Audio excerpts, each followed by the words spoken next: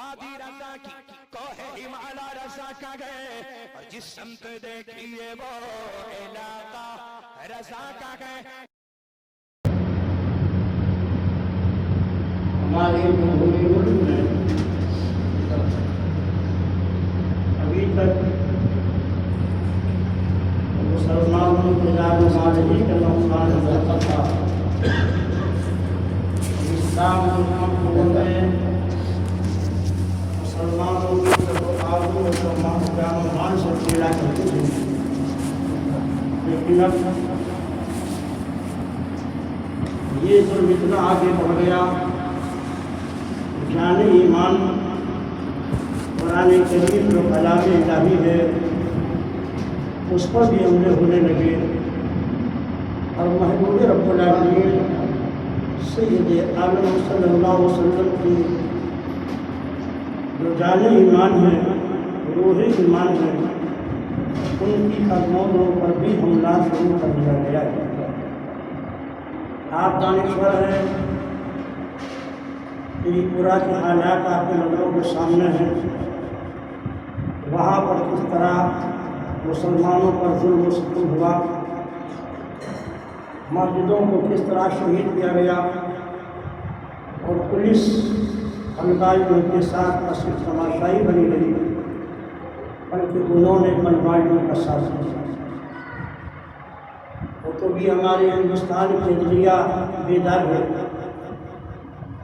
انہوں نے پورا اپنے فائنل وکیلوں کو وہاں بھیجا. عدلیہ نے خود ایکشن لیا. اس وقت کے حالات کا ہیں، اخبارات میں پوری طور سے نہیں آ پاتا. اگر ہمارے یوپی میں آپ کو اچھی طرح معلوم ہے، کچھ دن پہلے ایک ملعون رضوی نے پہلے تو قرآن کریم کی حد پر بھی حملہ کیا، اور ابھی اخبارات سے پتہ چلتا ہے کہ اس نے ہم سب کے آقا و مولا جناب محمد رسول اللہ صلی اللہ علیہ وسلم کی کردار خوشی کے لیے اس نے کتاب لکھی ہے، اور اسلام دشمن قوتوں کے ساتھ مل کر مسلمانوں کو ذہنی نفسیاتی طور سے پریشانی میں ڈالا ہے. اہل سنت و جماعت کی ایک تنظیم ہے رضا ایکیوٹی ممبئی، دوسری تنظیم ہے تحفظ ناموں سے رسالت ایکشن فیلڈ، جس کا مرکز لکھنؤ میں ہے، الہ آباد میں اس کی برانچ ہے. ان تنظیموں نے آج ہندوستان بند کا نعرہ دیا ہے احتجاج کے لیے، کیونکہ پورا میں جو مسلمانوں کا ظلم و ستم ہو رہا ہے. البتہ قرآن اور البتہ رسالت پر جو حملے ہو رہے ہیں، مسلمان آج کا دن یوم دعا کے طور پر منائیں. ہم ظالم قوتوں کے خلاف بارگاہ العالمین میں صرف دل سے دعا کریں کہ پروردگار عالم ہم مسلمانوں کی عزت و آبرو اور جان و مال کی حفاظت فرمائے. ہماری مسجدیں اور مدارس ہمارے مقابر کے تحفظ میں بحث و اسباب پیدا ہوگا. آپ دانشور ہیں، زیادہ کچھ کہنے کی ضرورت نہیں ہے. ہماری تنظیم تحفظ نام و رسالت نے تریپورہ کے تعلق سے مبلغ بھی یہاں لیا ہے، اور آئندہ اس تنظیم کے بیدار نوجوان وکلا قانونی چارہ جوڑی کی بھی تیاری کر رہے ہیں. پروردگار عالم اس تنظیم کی حفاظت فرمائے اور اس تنظیم کے قائدین کی حفاظت فرمائے. معزز سامعین،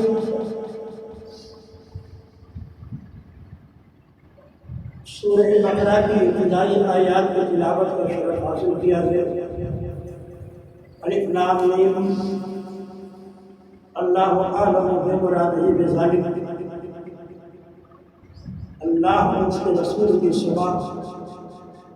الف لام میم کا معنی نہ کوئی مفتی جانتا ہے، نہ کوئی مجتہد جانتا ہے، نہ کوئی مجدد جانتا ہے، نہ کوئی ولی جانتا ہے.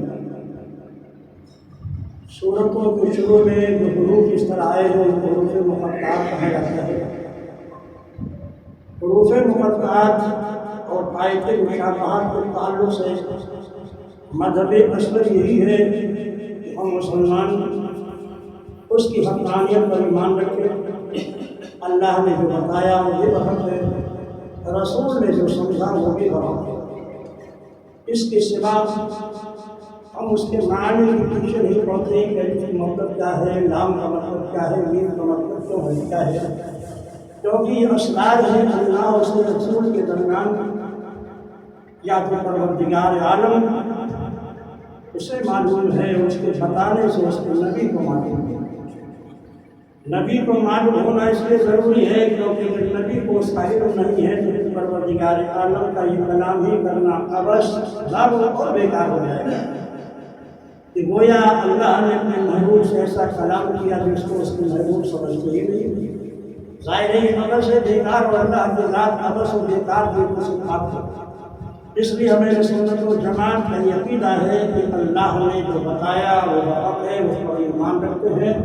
रसूल ने जो समझा हक़ है, उस पर हम ईमान रखते हैं। लेकिन अल्लाह ने क्या बताया, रसूल ने क्या समझा, हम उसके पीछे नहीं पहुँचते क्योंकि अल्लाह उसके महबूब के दरमियान को असरार है। ज़ालिकल किताबु ला रैब फीहि अज़ीमुल मर्तबत किताब है जिसमें कोई शक की जगह नहीं। कुरान आसमान से 104 करोड़ सहायक का नज़ूल हुआ। हज़रत आदम से लेकर सरकार दो जहां सल्लल्लाहु अलैहि वसल्लम तक 100 सहीफे, छोटे छोटे सहीफे, छोटी छोटी किताबें अल्लाह ने आसमान से रसूलों पे नाज़िल फरमाई और 4 बड़ी किताबें अपने लोगों को उसको हिदायत में नाज़िल फरमाई। इनमें बड़ी किताबों में तौरात है, इंजील है, ज़बूर है और कुरान मुक़द्दस है। इन 104 किताबों में सबसे अज़ीमुल मर्तबत किताब कुरान है।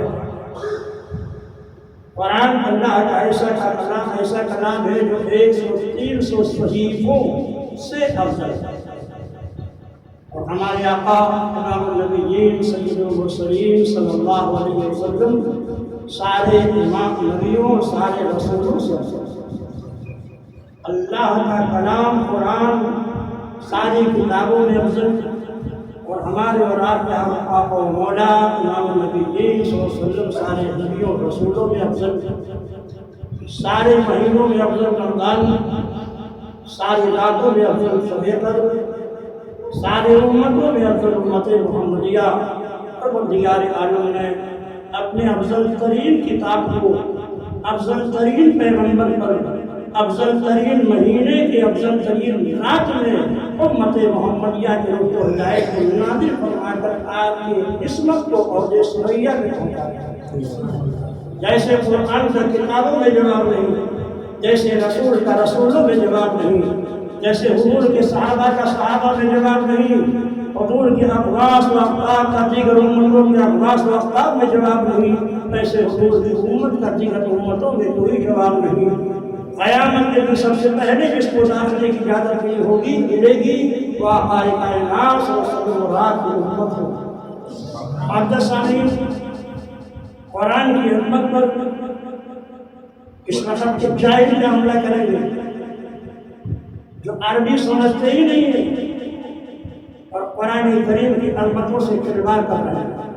वो खुद नहीं कर रहे बल्कि उनके पीछे शैतानी कुव्वतें हैं, शैतानी ताकतें हैं जो मारो डॉलर से उनको खरीद कर इस्लाम और मुसलमानों के खिलाफ उभार रही हैं कि वो मुसलमानों के खिलाफ साजिशें करें और मुसलमान इस्लाम मुस्तैद होकर के सड़कों पर निकले, फिर हम अपने मकसद को पूरा करें।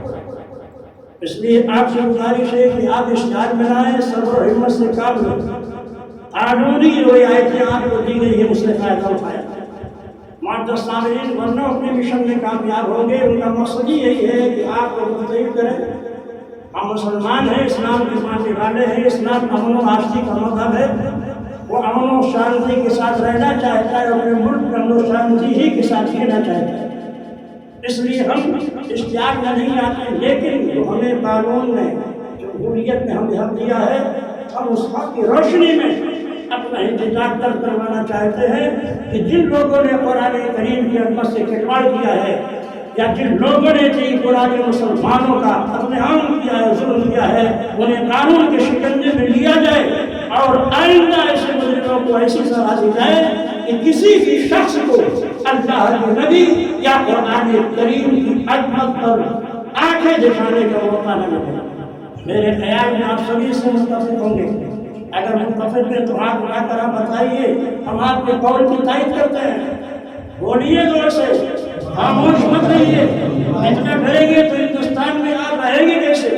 آپ کے وجود کو ختم کرنے کی سازش کی جا رہی ہے، آپ کے قرآن پہ حملے ہو رہے ہیں، آپ کے رسول کی عظمت پہ حملہ ہو رہا ہے، اور وہ بھی ایک ایسے شخص ہے جس کو اس کی برادری نے مائی کاٹ کر دیا ہے، اس کی بیوی نے مائی کاٹ کر دیا ہے، اس کے بھائی اور خاندان نے مائی کر دیا ہے، اس کا نام نہیں لینا چاہتے ہم، ملعون رضوی، جس کے بارے میں آپ سنتے رہے۔ ابھی کس سے جا کر ملا؟ ایک ایسے سادھو سے جس نے ایک مسلمان بچے کا قتل کروایا تھا، اور وہاں جا کر سرکار کی سیرت پر 30 سال کے لیے کتاب لکھ دیا۔ اللہ تبارک و تعالیٰ اپنے محبوب کی عظمتوں کو اور قرآن کی عظمتوں کی حفاظت کے لیے غیر سے اس بات پیدا کرتا ہے۔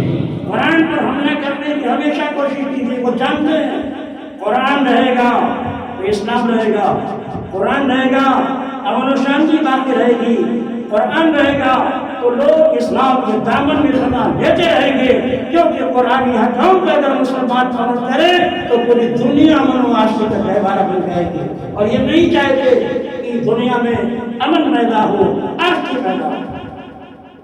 رہا عظمت رسالت، جتنے مؤرخ سیرت نگار بن رہے ہیں ان سب کا اس بات پر اتفاق ہے کہ جو سیرت و کردار کا تقدس محمد عربی نے پیش کیا ہے، دنیا کی کسی فارمر، کسی مسلح اور کسی پیغمبر نے اتنا بڑا قانون نہیں پیش کیا۔ اگر پیغمبر اسلام کے ارشادات پر عمل کر دیا جائے تو پوری دنیا سے ظلم و ستم ختم ہو کر اور پوری دنیا امن و آشتی کا گہوارہ بن جائے گی۔ اس لیے جو امن و آشتی کے دشمن ہیں وہ کبھی قرآن پہ حملے کرتے رہتے ہیں، وہ کبھی خدمت رسالت پہ حملے کرتے رہتے ہیں، خائف ہیں اسلام کی بڑھتی ہوئی قوت سے۔ یورپ میں نظر اٹھا کر دیکھیے، آئے دن تمام مساجد میں یہود و نصارا غیر مذہب کے لوگ، گریجویٹ پڑھے لکھے لوگ آتے ہیں، مردوں میں کھڑے ہیں، تو یہ بات پڑھ کر کے اسلام سے داخل ہو رہا ہے، اس میں خائف ہے، خوف ہے۔ قرآن کے مقابلہ کرنے کی کوشش نبی کے زمانے میں کی گئی، مشرکین مکہ نے پوری کانفرنس کی یا پھر قرآن اور اسلام کی بڑھتی ہوئی طاقت کو روکا کیسے جائے۔ جبیر بن مطعم مسلمان نہیں ہوئے ہیں، روسائے مکہ سے ملے، مشورہ ہو رہا ہے کہ آپ اسلام کی بڑھتی ہوئی قوت کو کیسے روکا جائے۔ کسی نے کہہ دیا کہ قرآن کے تعلق سے یہ بہت ہی شعر ہے، کسی نے مشورہ دیا کہ قرآن کے تعلق سے بہت یہ سحر ہے، جادو ہے، کسی نے کہا قرآن کے متعلق سے بہت کہانت ہے، علم نجوم کا سبب دیتا ہے، اور محمد عربی کے بارے میں کسی نے کہا یہ ساحر ہیں، یہ جادوگر ہیں، یہ کائن ہیں۔ یہ بات لوگوں کو مشہور کرو تاکہ لوگ نہ قرآن کے قریب جائے نہ صاحب قرآن کے قریب جائے۔ جبیر بن مطعم بہت بڑے ادیب تھے، بہت بڑے شاعر تھے، بہت فصیح خطیب تھے۔ انہوں نے کہا میں جا کر دیکھنا چاہتا ہوں، میں ان کی گفتگو سننا چاہتا ہوں۔ جبیر بن مطعم کہتے ہیں مکہ المکرمہ میں حرم شریف میں داخل ہوا تو میں نے دیکھا محمد عربی صلی اللہ علیہ وسلم نماز مغرب ادا فرما رہا ہے اور نماز مغرب میں سورہ طور کی تلاوت کر رہا ہے۔ جبیر بن مطعم کا بیان ہے کہ جیسے ہی میں پہنچا اور میں نے سورہ طور کی آیات سنی تو میرے دل اور میرے جسم پر اللہ کے قہر و جلال کا ایسا زلزلہ طاری ہوا کہ میرا جسم تھر تھر کانپنے لگا۔ ایسا لگتا تھا کہ میرا دل میرے جسم سے نکل کے باہر ہو جائے گا۔ قرآن کے لوگوں کے سامنے میری گردن جھک گئی اور فوراً میں نے کلمہ پڑھ لیا اشہد ان لا الہ الا اللہ و اشہد ان محمد رسول اللہ۔ سماعت بن سلمہ بہت بڑا عجیب، بہت بڑا خطیب، بہت بڑا شاعر تھا۔ جب اس نے سنا کہ مکہ میں ساحر پیدا ہوا ہے، کاہن پیدا ہوا ہے، شاعر پیدا ہوا ہے جو معبودان باطل کے خلاف تقریریں کرتا ہے، جب کوئی اس کی گفتگو سن لیتا ہے تو اس کی گفتگو اتنی لذیذ ہے، اتنی چاشنی ہے کہ فوراً اسی کا ہو کے رہ جاتا ہے۔ جماعت کہتے ہیں کہ میں نے یہ بھی سنا تھا کہ وہ مجنون ہے، لوگ ان کو پاگل کہتے ہیں۔ سرکار دو جہاں صلی اللہ علیہ وسلم عظمتوں کا کھلواڑ اس طرح کرتے ہیں۔ اور جماعت کا بیان ہے جب میں مکہ میں داخل ہوا تو میں نے دیکھا حضور اکرم صلی اللہ علیہ وسلم آگے آگے جا رہے ہیں اور مکہ کے مشرکین ان کے پیچھے بچوں کو لگا رکھا ہے جو مجنون ہیں، پاگل ہیں، شاعر ہیں، چیخ رہے ہیں، کنکر مار رہے ہیں سرکار دو عالم صلی اللہ علیہ وسلم۔ جماعت کا بیان ہے کہ میں بڑا حکیم بھی تھا، طبیب بھی تھا اور جنون کا میرے پاس علاج بھی تھا۔ میں حضور کے پاس پہنچا، میں نے کہا کہ میں بہت بڑا حکیم ہوں، ادیب بھی ہوں اور میں جنون کا علاج جانتا ہوں۔ میرے آقا نے سورہ حامیم کی تلاوت شروع کی۔ میرے آقا نے جیسی سورہ حامیم کی تلاوت کی، جماعت کا بیان ہے کہ میرا پورا جسم خوف الہی سے لرزنے لگا اور میں نے کہا ایسا کلام کسی انسان کے زبان سے نکل ہی نہیں سکتا ہے، بے شک یہ اللہ کا کلام ہے اور مجھے اپنا دامن سے وابستہ کر لیا۔ کلمہ پڑھوں، دامن اسلام میں داخل ہو گیا۔ کون نہیں جانتا حضرت عمر کو، بہت بڑے پہلوان، بڑے بہادر۔ دارالندوا میں مشورہ ہوتا ہے عمر کو، مشرکین کہتے ہیں جاؤ اور نبی کو قتل کر دو اور سمے نبوت کو ہمیشہ کے لیے گزار دیں۔ بڑے طاقتور ہیں، واقعے کو تفصیل سے نہیں بتاؤں گا، آپ جانتے ہیں اس واقعے کو۔ اتنے قوت اور طاقت کے مالک تھے کہ جب وہ راستے میں چلتے تھے تو لوگ یہ سمجھ کر کے اور چیخنے لگتے تھے ہٹ جاؤ عمر آ رہا ہے، جھومتے ہوئے پیغالوں کی طرح چل رہے تھے۔ آپ کا ننگی تلوار تھی، آنکھیں سرخ تھی عدالت نبی میں، چلے تھے نبی کو قتل کرنے کے ارادے سے۔ قتل نبی توہین نبی ہوتا ہے، توہین نبی کفر ہوتا ہے، ایسا نازک ارادہ ہے حضرت عمر کا۔ اگر راستے میں صحابی سے ملاقات ہوتی، دیکھا آنکھیں سرخ ہے، تکبیر بھرے ہاتھ میں، کہاں جا رہے عمر؟ کہا محمد ابن عبداللہ کو قتل کرنے کے لیے شمع نبوت کو قیامت تک کے لیے گل کر دوں گا۔ مسکراتے ہیں وہ صحابی، کہا عمر نبی کو بعد میں قتل کرنا، جاؤ اپنے گھر کی خبر لو نا، تمہاری بہن بھی مشرف اسلام ہو چکی ہے، فاطمہ بنت خطاب، تمہارے بہنوئی بھی مسلمان ہو چکے ہیں، سعید بن زید۔ بدل گیا راستہ عمر کا، جا رہے تھے نبی کے قتل کرنے کے ارادے سے، راستے میں پروردگار عالم ان کا راستہ بدلا، مشیت اشارہ کر رہی تھی ارے تم قتل نبی کے ارادے سے نکلے ہو، یہ ہو نہیں سکتا ہے کہ نبی کی دعا تمہارے حق میں قبول نہ کی جائے۔ جمعرات کو تمہارے پیغمبر نے دعا کی ہے، اللہم اعز الاسلام بعمر بن خطاب بعمر بن ہشام، اے اللہ اسلام کو قوت دے دے عمر بن خطاب یا عمر بن ہشام کے ذریعے سے۔ عمر تمہارے حق میں نے اپنے محبوب کی دعا قبول کر دی ہے، یہ ہو کیسے سکتا ہے کہ تم دامن اسلام کا وابستہ ہو؟ راستہ بدل دیا پروردگار عالم نے، اشارہ تھا ابھی تمہارا راستہ بدلا ہے لیکن تھوڑی دیر کے بعد تمہارے دل کی دنیا بدلنے والی ہے، تمہارا کفر ختم ہونے والا ہے، تمہارے دل میں اسلام کا باب کرنے والا ہے۔ بہنوئی کے گھر پہنچے، قرآن کی تلاوت کر رہے تھے، بہنوئی پکڑ لیا، مارنا شروع کر دیا حضرت سعید بن زید کو۔ بہن آگے بڑھتی بچانے کے لیے انہیں دھکے دے دیا، زمین پہ گر پڑی، خون سے لہولہا ہو گئی، غیرت ایمانی میں چیخ کر کہتی عمر ہم نے دامن اسلام کو پکڑا ہے، جان دے سکتی ہو مگر اسلام کو اپنے ہاتھ سے میں چھوڑ نہیں سکتی، تو میں جو کرنا ہے کر لو، مگر ہم اور ہمارے شوہر دونوں مصطفیٰ کا رحمت کے دامن میں پناہ لے چکے ہیں۔ عمر کا غرور عمر کا نشہ اترتا ہے، کہتے ہیں لائیے کیا پڑھ رہے تھے آپ، وہ صحیفہ تو مجھ کو دکھائیے۔ بہن کہتی ہے کہ آپ کافر ہیں، نجس ہیں، قرآن طاہر و پاکیزہ لوگ چھو سکتے ہیں، تمہارے ہاتھ میں قرآن نہیں دیا جا سکتا ہے، دیکھنا ہے تو پہلے غسل کر لو۔ نعت حضرت عمر قرآن ان کے ہاتھ میں دیا جاتا ہے، سورہ طٰہٰ کی تلاوت کرتے ہیں، طٰہٰ مَا أَنزَلْنَا عَلَيْكَ الْقُرْآنَ لِتَشْقَىٰ، زبان سے کلمات نکل رہے ہیں، دل سے گزر سکتا ہے۔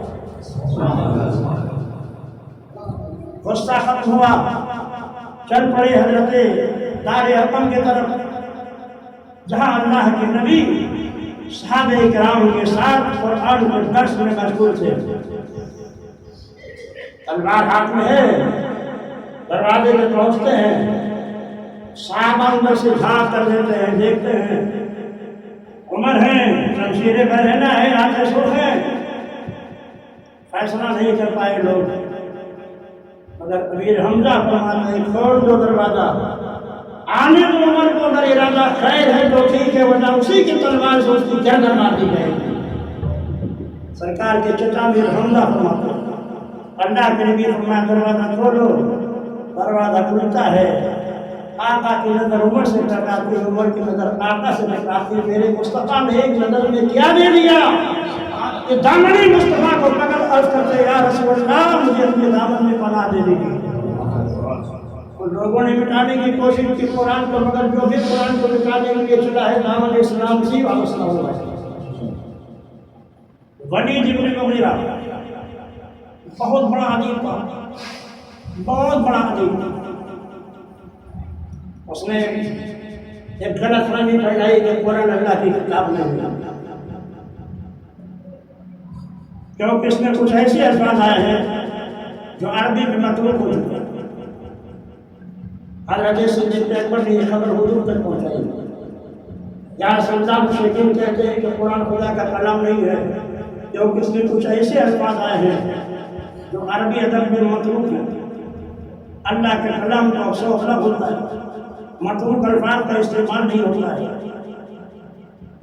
سرکار نے پوچھا اور فرمایا ہوگا اس سے دل سے جا کے کہہ تو ان کا جو سب سے بڑا عدیب ہوا کہ ان سے مناظرہ کرے، جو سب سے بڑا عدیب ہے جس پر ان کی پوری قوم کو اعتماد ہے، اس کو لے آئے میرے پاس اور اس بات کو مناظرہ کرے کہ وہ کون سے الفاظ ہیں جن کو اللہ نے استعمال کیا ہے اور عرب کے لوگوں نے کلام عرب میں استعمال کرنا چھوڑ دیا ہے۔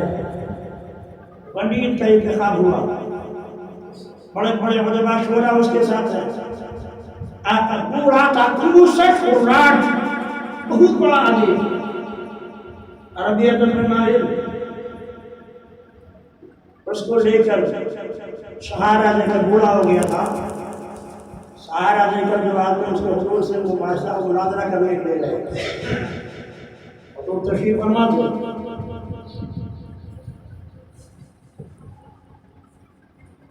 آیا بیٹھنے لگا، حضور نے کہا اٹھو یہاں سے، وہاں بیٹھنے لگا، اٹھو یہاں سے، یہاں بیٹھو۔ سرکار نے کئی مرتبہ اسے اٹھایا بٹھایا، اور بڑا عجیب تھا، اس کے زبان سے نکلتا ہے اتستہزئ بی وانا شیخ الکبار ھذا امر عجاب۔ اور شیخین کا یہ کہنا تھا تستہزئ یہ عربی ادب ہے جو مطلوب ہے، کبار یہ عربی ادب ہے جو مطلوب ہے، عجاب یہ عربی ادب ہے جو مطلوب ہے۔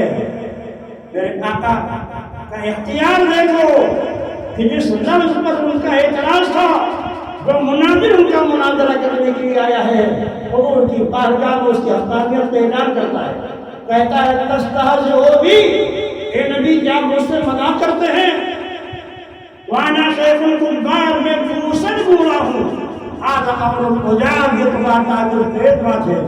آقا نے فرمایا دیکھو تمہارا عجیب یہ لفظ بول رہا ہے جس پر تمہارا اعتراض تھا، یہ تین الفاظ ہم لوگ گھرے ہوئے ہیں، اس سے بات کر کے تمہیں اور قرآن کی حقانیت کیا چاہیے کہ تمہارا عجیب بھی قرآن کے الفاظ کی صحت میں اقرار کر رہا ہے۔ تو جب بھی لوگوں نے قرآن کریم کی عظمتوں پر حملہ کرنا چاہا تو پروردگار عالم نے اپنے قلم کی حفاظت فرمائی ہے، اس لیے کہ ساری آسمانی کتابوں میں الٹ ہوا، رد و بدل ہوا، کیونکہ اللہ نے اس کی حفاظت کا ذمہ نہیں لیا تھا، مگر قرآن کے بارے میں اس نے فرما دیا اِنَّا نَحْنُ نَزَّلْنَا الذِّكْرَ وَإِنَّا لَهُ لَحَافِظُونَ۔ قرآن ہم نے اتارا ہے، اس کی حفاظت ہماری ذمہ داری ہے۔ پوری دنیا سے اگر قرآن کریم کو جلا دیا جائے اور جلانے والے معاذ اللہ یہ سمجھیں کہ اب قرآن ختم ہو جائے گا، تو حفاظ کے لاکھوں کروڑوں تعداد سامنے آئے گی جن کے سینے کے اندر قرآن کریم محفوظ ہوگا، اور ایک ایک نقطے کی وضاحت کر کے وہ پھر دوبارہ نکالیں گے۔ یہ کہ اللہ محافظ ہے، گزارش آپ سے ہے کہ وہ قرآن جو آپ کی عظمتوں کا ضامن ہے، وہ قرآن جو آپ کی عزت و وقار کا ضامن ہے، وہ قرآن جو آپ کی حقانیت کا ضامن ہے، آج اسی خیال میں پڑھنا چھوڑ دیا، اس پر عمل کرنا چھوڑ دیا۔ مسلمانوں عہد کرو، اپنے گھروں کو قرآن کی تلاوت سے آباد کرو گے، اپنے بندوں کو آپ پڑھاتے انگلش میڈیم میں پڑھاؤ، لیکن ایک مسلمان ہونے کے ناطے کم از کم بچوں کی تاکید کرو کہ نماز فجر پڑھیں، اور نماز فجر پڑھنے کے بعد تھوڑی دیر قرآن کی تلاوت کریں۔ جب قرآن گھر میں پڑھا جاتا ہے تو راشد جاتا ہے، قرآن پڑھا جاتا ہے تو شر و فساد دور ہوتا ہے، قرآن پڑھا جاتا ہے تو رحمتوں کا نزول ہوتا ہے۔ اس لیے دنیا کو بتاؤ کہ تم قرآن کی مخالفت کرو گے، ہم قرآن کو اپنے سینے سے لگائیں گے، تم نبی کی مخالفت کرو گے، ہم نبی کے کردار کو اپنے سینے سے لگائیں گے۔ مسلمانوں اپنی ذمہ داری کا احساس کرو۔ تنظیم تحفظ ناموس رسالت ایک کمیٹی جس کا مقصد ہی قیام کا یہ ہے کہ جہاں بھی شان الوہیت کا حملہ ہوگا ہم سامنے آئیں گے، جہاں بھی عظمت رسالت کا حملہ ہوگا ہم سامنے آئیں گے۔ ہمارے مقدہ کا پورا ایک گروپ اس سے جڑ ہوتا ہے اور وہ ہر جگہ پہنچتے ہیں۔ آپ سے گزارش ہے کہ تنظیم تحفظ نام رسالت سے جڑیے اور ایک مسلمان ہونے کا ثبوت دیجیے، اور آپ کے قرآن یا آپ کے نبی کی سیرت و کردار پر حملہ ہو تو آپ جس طرح بھی تعاون مانگا جائے اس طرح تعاون آپ کیجیے۔ پروردگار عالم عظمت رسالت، عظمت قرآن کو ہمارے سینے میں محفوظ فرما دے، اور ہم مسلمانوں میں عظمت رسالت اور عظمت قرآن کے تحفظ کے لیے قوت پیدا فرمائے۔